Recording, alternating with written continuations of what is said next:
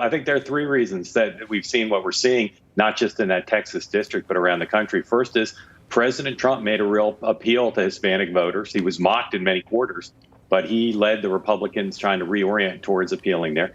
Second is the Biden record. It doesn't matter what part of the world your ancestors come from to be hurt by inflation and to be looking for change. And then there are some in the Democratic Party who acknowledge that the Democrats have somewhat taken for granted Hispanic votes and haven't launched the kind of full-on effort, grassroots, targeted appeals that would be required to keep Hispanics voting, as they largely have over the last few years, in many cases for Democrats. So this is currently a problem for the Democratic Party. It could become the story of the midterms. It could become a major, major problem for them, because if they don't have what they assume they have, which is a veritable lock on the Hispanic vote, they're going to have a lot of trouble winning elections in many parts of the country.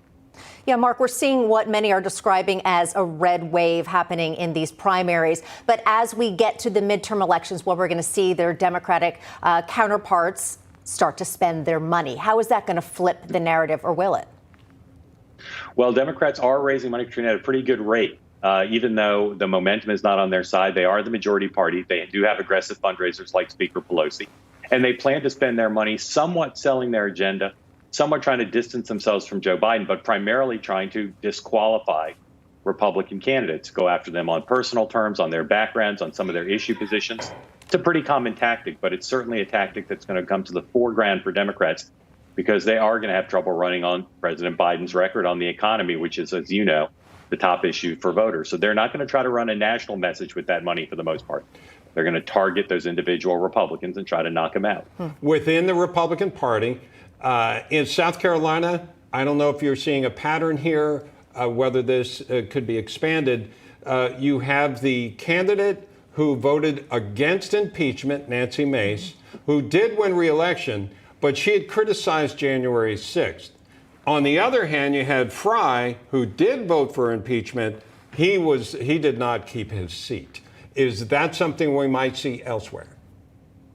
Bob, you're tempting me to make a Fry-Rice joke. Fry, yes, yeah, because who beat him? Rice, yes. Feel free to do so, yes. Sounds delicious. All right, yeah, with a little pork.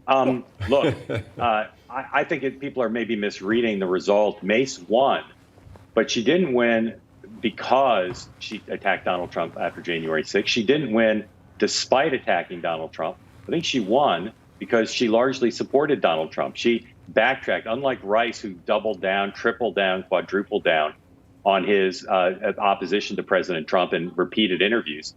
Mace, who's a very skilled communicator, basically said, I want to move on from criticizing Donald Trump. And as you saw, President Trump, rare for him, he kind of praised her. He did. In a statement.